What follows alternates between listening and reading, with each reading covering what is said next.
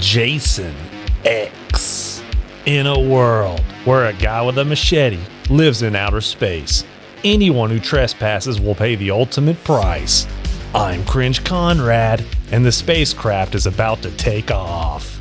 The movie begins with Jason Voorhees being revived for the 58th time. And if you don't know who Jason is, don't sweat it. I question your taste in cinema, but we're gonna call him Machete Guy too. That way you'll know exactly who we're talking about. So at the renowned Crystal Lake Research Facility, they've got Jason under wraps, with some high-tech metal chains and a lot of dark corners. Surely nothing's gonna go wrong here, especially since this goofball's on the job, along with some manly military men. Well, never mind. That turned to real quick as Machete Guy teleported out of his restraints and into a murder buffet. And the head honcho himself goes down when he tries to flee like a The only remaining member of the research team then flees the scene and draws Jason into a cryo chamber to play the last card she's got left. And I have to say, this woman's an absolute badass, springing out of hiding with a loaded shotgun and blasting her way to the finish line. And once she's got her man where she wants him, she takes advantage by freezing him in the tank. But before he turns Iceman, he stabs her through the door with his machete that magically appeared, causing the entire room to seal and freezing them both in stasis. Centuries later, a team of space explorers stumbles upon the scene and retrieves both the survivor and the Machete Guy, who they think will make a great addition to their museum. And while they perform an autopsy on Jason, they're able to revive the Ice Woman using robotic ants that are able to instantly heal and enhance organic tissue. But of course, as anyone who's seen a slasher movie knows, if you're thinking about doing some naughty business, then the killer's thinking about ending your life. So when two dummies go swimming in the gutter, Jason's leg twitches in absolute disgust. As the tension rises, so does the firmness of his grip. And when he hears a haunting echo through the walls, he has no choice but to trigger and activate the killing machine.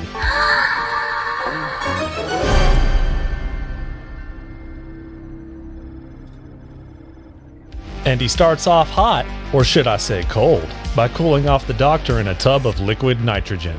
And wouldn't you know it, the tools she laid out include a space-age machete. A timeless design, no doubt. And now our man's on the prowl, ready to silence the haters for doubting his prowess in space. The professor then introduces the Ice Woman to the ship's crew, and lets her know that Jason's been brought aboard the ship. When she expresses her concern, he assures her everything will be fine. But instantly everything's not fine as the guy with the machete starts going to town on the forgettable members of the cast. And this guy might have it worst of all, as he gets dragged off screen to suffer a demise that fuels the spawn of nightmares. The bloodshed then triggers the sergeant, who takes control of the ship and sets out to end Jason Voorhees. But what he doesn't know is that you can't kill the mother, which probably would have changed his approach. The psychopathy continues as two more innocent people get dump trucked and flapjacked as Jason claims space is his domain. And when he tries to lay waste to the ship's engineer, the soldiers throw a spontaneous gun party. But I don't think their rave was enough to close the show. The elite squad of futuristic snipers then enters the hunting grounds to try and lay Machete Guy in his grave. But they get picked off one by one until... wait, it looks like we've got a karate master on board. Well, that certainly changes things. Look at this guy go to work. He's beating the shit out of Jason. I think he's got a real shot. Well, looks like he's decked and he's dead. And if the responses on the walkie-talkies are any indication, things aren't going very well for the Ultra Squad.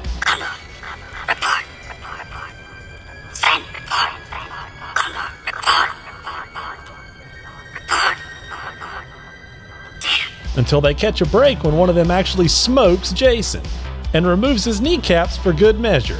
But when he turns his back to secure the perimeter, the biggest threat on board does him in from behind, and the rest of the team quickly falls prey to Machete Man on his meteoric rise to the stars.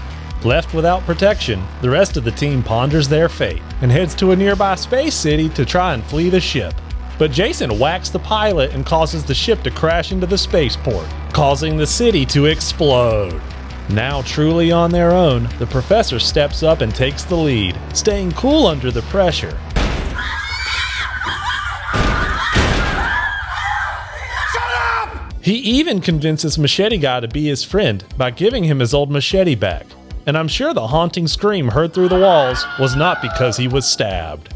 The crew isn't convinced though, so they race for a shuttle to escape the ship.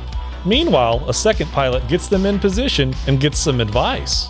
Watch your back. But immediately he's approached from behind as Jason camps out in the cockpit. With their last hope of escape axed, the crew knows it's time to die, until the movie goes full cheese mode and unleashes the baby-faced android, aka the Ghost in the Matrix, who's evidently Jason's kryptonite, as she fills him full of bullets, boots him in the face, and blows his limbs off of his body. And her teammates are ecstatic to learn that Machete Guy is dead. All right. But while the crew leaves to look for a way off the ship, what they don't notice is a glitch in the system as the robotic ants activate and bring Jason back to life, creating Mega Cyborg Jason, aka Uber Machete Guy, who quickly lays claim to space until one of the crew goes out like a champ, detonating charges that send the mad lad into orbit.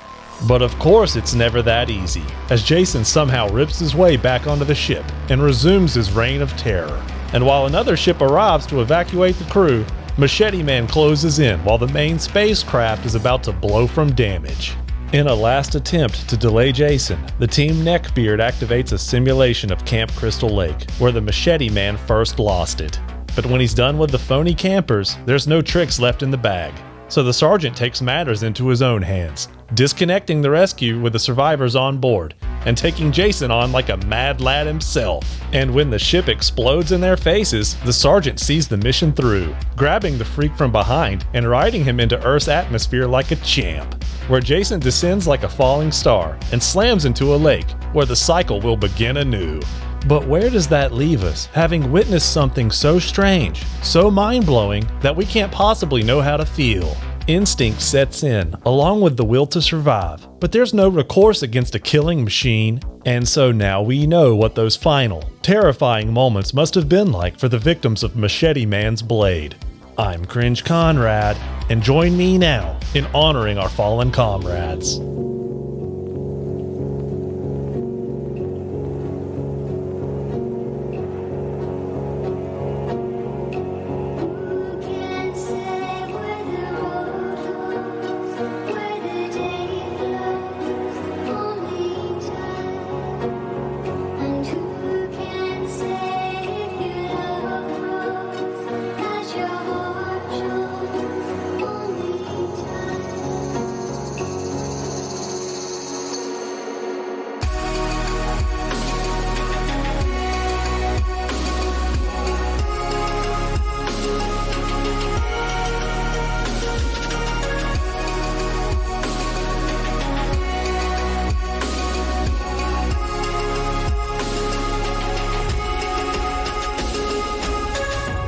Sans toi, les émotions d'aujourd'hui ne sont que la